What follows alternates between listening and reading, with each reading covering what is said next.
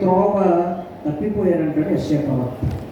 అయితే త్రోవ తప్పిపోయి తిరుగుతూ ఉన్న విశ్వాసులు, భక్తిపరులు కానీ భక్తిహీనులు కానీ ఇప్పుడు ఏం చేయాలి? ఈ కాలంలో, ఈ వసంత కాలంలో మనం ఆలోచన చేస్తే చెట్టులు ఆకులు చిగురించే కాలము.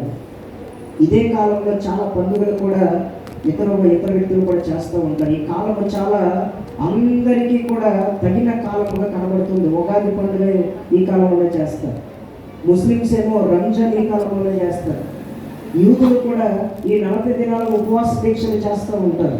క్రైస్తవ సమాజము పరిశుద్ధ గ్రంథంలో నేను మరలా జ్ఞాపకం చేస్తున్నాను, ఉపవాస దీక్షల గురించి ఉన్నదే కానీ 40 దినాల గురించి చెప్పినదే కానీ లెంట్ అనే పదం ఎక్కడ కూడా రాయబడలేదు. కానీ అలనాడు ఆదిమ సంఘము ప్రారంభంలోనే 54వ శతాబ్దంలో, సరైన సంఖ్యలో ఇతరులు ఎవరు తెలియచేయలేదు కానీ 54వ శతాబ్దంలోనే అప్పటి క్రైస్తవులు ఏం చేశారంటే వారి విశ్వాసాన్ని బలపరుచుకోవడానికి, వారి విశ్వాసాన్ని దృఢపరచుకోవడానికి ఈ 40 దినాలు కూడా వారు అనుకూలపరుచుకొని కుటుంబముగా, సంఘముగా దేవుని వాక్యములో ఎదగడానికి, ప్రార్థనలో ఎదగడానికి ఈ 40 దినాలను వారు ఒక ఆచారముగా నడిపించుకొచ్చారు.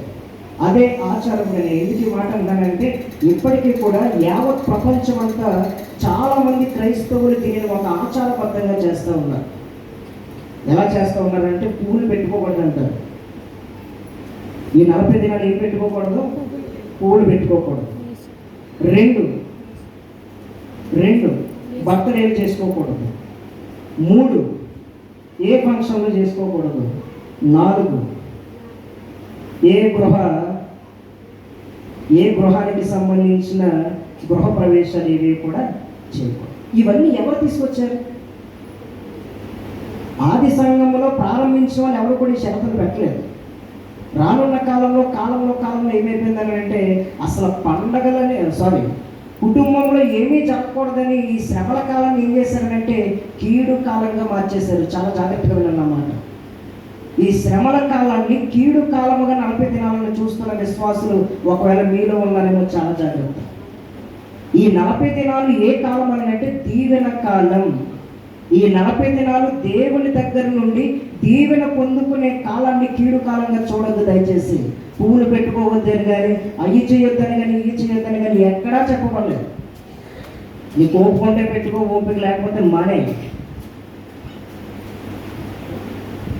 ఇవన్నీ ఏంటంటే ఒక ఆచారంగా చేస్తా ఉన్నాం. ఆచారం కాదు, ఇది దీవెన కాలం. ఎందుకనంటే 14వ వచనంలో మాట్లాడుతున్నాడు యోవేలు ప్రవక్త, ఒకవేళ ఆయన మనస్సు త్రిప్పుకొని పశ్చాత్తాపపడి మీ దేవుడైన యెహోవాకు తగిన నైవేద్యమును, పానార్పణమును ఎలా అనుగ్రహిస్తాడంట?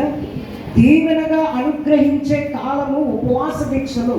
40 దినాల ఉపవాస దీక్షలు దేని కొరకు మనం చేస్తూ ఉన్నామంటే దేవుని నుండి ఏదో ఆశించి చేస్తూ ఉన్నాం. నీ హృదయంలో ఏమున్నాయో, నా హృదయంలో నేను ఏమి ప్రారంభించుకొని ఈ మొదటి దినాన్ని నేను ప్రారంభిస్తున్నాను. నాకు తెలుసు, దేవునికి తెలుసు, నీకు తెలుసు, దేవునికి తెలుసు.